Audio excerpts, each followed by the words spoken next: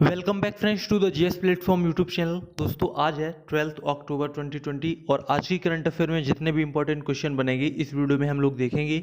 और अगर आप चैनल पर नए हैं तो चैनल को सब्सक्राइब करें और पीडीएफ के लिए टेलीग्राम को जरूर ज्वाइन करें, जिसकी लिंक वीडियो के डिस्क्रिप्शन बॉक्स में दी गई है। तो चलिए शुरू करते हैं आज की वीडियो। तो यहाँ पर देखिए फर्स्ट क्वेश्चन दिया गया है, स्वनिर्भर नारी आत्मनिर्भर आसोम योजना किस राज्य में शुरू की गई है। तो यहाँ पर जो ऑप्शन है आंसर हो जाएगा असम। ऑप्शन यहाँ पर बी सही होगा।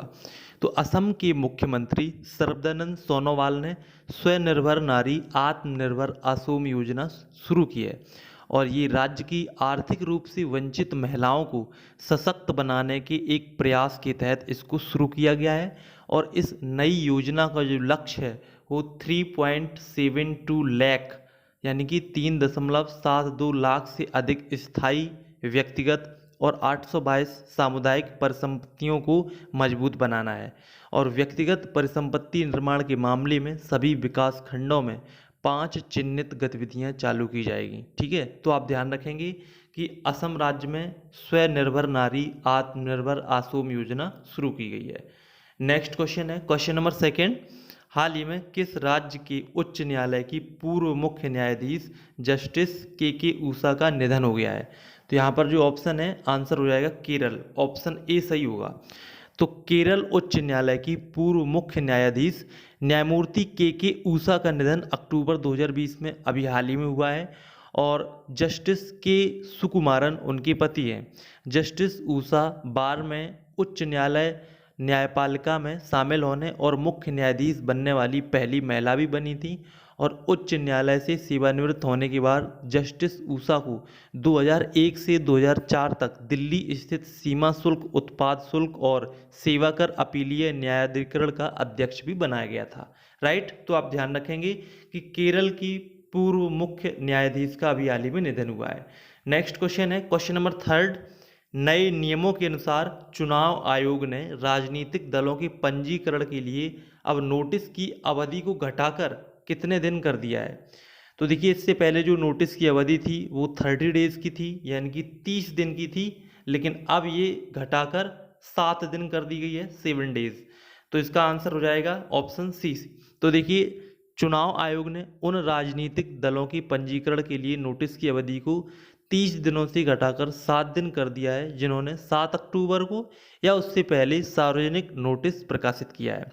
7 अक्टूबर से पहले 7 दिनों में कम समय में सार्वजनिक नोटिस प्रकाशित करने वाले सभी दल आपत्ति 10 अक्टूबर या 20 अक्टूबर तक मूल रूप से प्रदान किए गए 30 दिनों के अंत तक प्रस्तुत कर सकते हैं। ठीक है, तो ये आपका क्वेश्चन कंप्लीट हुआ। नेक्स्ट क्वेश्चन है क्वेश्चन नंबर 4, हाल ही में राष्ट्रीय डाक सप्ताह समारोह कब से शुरू हुआ है। तो इसके जो ऑप्शन दिए गए आंसर हो जाएगा 9 अक्टूबर से। ऑप्शन यहाँ पर बी सही होगा। तो इंडिया पोस्ट ने विश्व डाक दिवस अर्थात 9 अक्टूबर 2020 से राष्ट्रीय डाक सप्ताह मनाने की शुरुआत की है और ये एक सप्ताह तक कार्यक्रम चलेगा। डाक विभाग ने राष्ट्रीय स्तर पर एक कार्यक्रम शुरू किया है जिसका उद्देश्य राष्ट्रीय स्तर पर जनता और मीडिया के बीच भारतीय डाक की भूमिका और गतिविधियों के बारे में व्यापक रूप से जागरूकता पैदा करना इसका लक्ष्य है। डाकघरों में नागरिक केंद्रित सेवाओं के बारे में जागरूकता पैदा करने के लिए एक ऑनलाइन अभियान भी चलाया जाएगा। राइट, नेक्स्ट क्वेश्चन है क्वेश्चन नंबर 5, हाल ही में किस राज्य की सरकार ने किसानों के लिए देश में पहली बार किसान कल्याण कोष बोर्ड बनाने का निर्णय लिया है। तो इसका आंसर हो जाएगा केरल।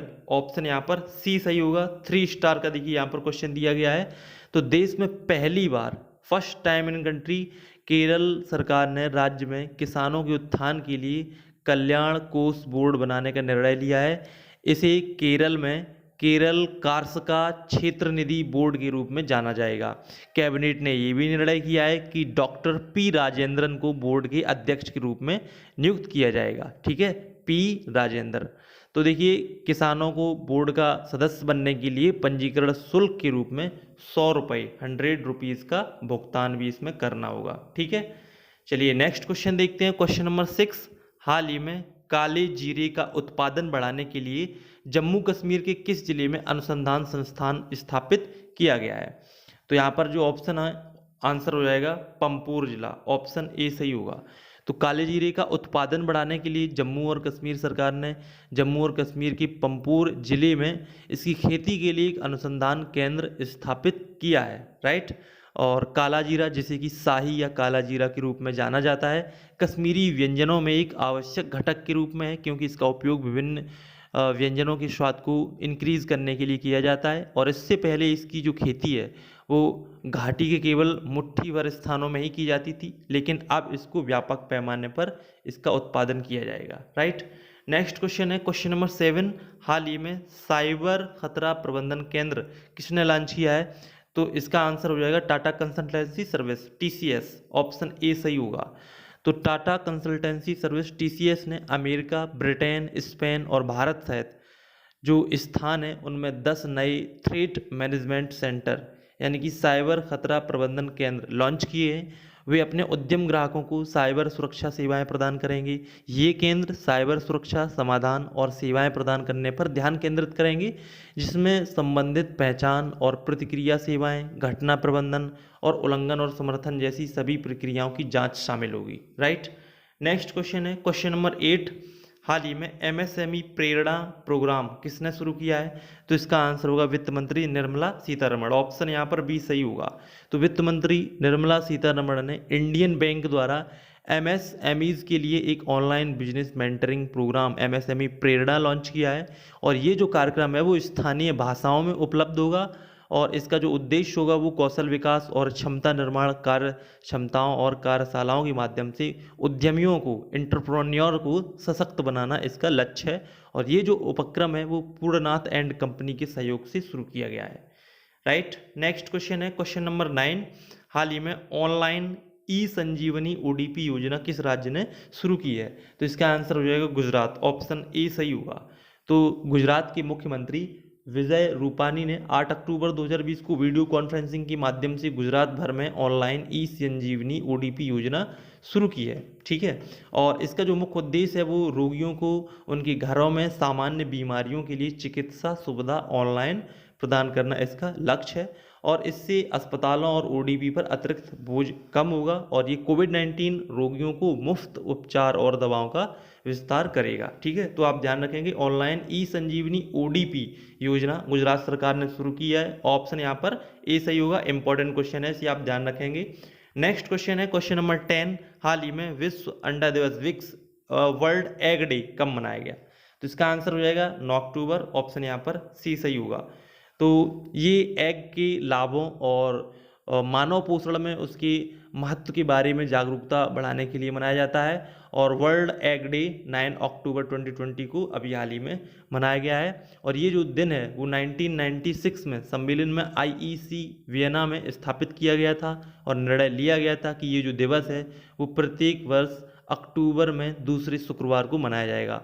और एग में प्रोटीन के अलावा vitamin A, vitamin B5, vitamin B12, phosphorus और सेलेनियम जैसी तत्व मौजूद होते हैं, ठीक है। तो ये रहे आज की वीडियो के टॉप 10 करंट अफेयर क्वेश्चन जो कि आपने स्टडी किए। आगे देखते हैं यहाँ पर कल की क्विज का आंसर। तो कल की करंट अफेयर में आपसे पूछा गया था नवंबर माह में ब्रिक्स का 12वां शिखर सम्मेलन किसकी अध्यक्षता में आयोजित किया जाएगा? तो इसका आंसर हो जाएगा रूस। ऑप्शन बी सही होगा। और दूसरा क्वेश्चन GS से रिलेटेड था, जिसमें पूछा गया था कि किस अनुच्छेद के तहत राज्यों में विधान परिषद का सृजन किया जाता है? तो विधान परिषद का सृजन अनुच्छेद 169, ठीक है, इस अनुच्छेद के तहत राज्य में विधान परिषद का भी गठन किया जाता है। हालांकि अगर राज्य विधानमंडल चाहे, विधानसभा अगर चाहती है तो उसको समाप्त भी करवा सकती है और उसको शुरू भी करवा सकती है। इसके लिए उसको एक संकल्प पारित करके संसद को भेजना होगा, ठीक है। चलिए आगे देखते हैं यहाँ पर आज की क्विज करंट अफेयर की। तो हाल ही में क्वाड देशों के विदेश मंत्रियों की बैठक कहाँ संपन्न हुई है ये आपको बताना है। और जो क्वाड कंट्रीज हैं वो बहुत ही अब महत्वपूर्ण हो चुके हैं, क्योंकि इन क्वाड कंट्रीज ने चीन के खिलाफ एक रणनीतिक साझेदारी डेवलप की है, ठीक है। तो आपको बताना है कि क्वाड विदेश मंत्रियों की बैठक कहाँ हुई है। दूसरा क्वेश्चन यहाँ पर है हिंदुस्तान सोशलिस्ट रिपब्लिक एसोसिएशन, जिसको शॉर्ट में आप बोल सकते हैं HSRA, तो HSRA की स्थापना किसने की थी? 4 ऑप्शन आपके सामने दिए गए हैं, इसका आंसर आप कमेंट बॉक्स में बता सकते हैं। तो अगर आपको वीडियो पसंद आए तो प्लीज़ वीडियो को लाइक शेयर कमेंट करना ना भूलें। मिलते हैं नेक्स्ट वीडियो में, तब तक के लिए नमस्कार।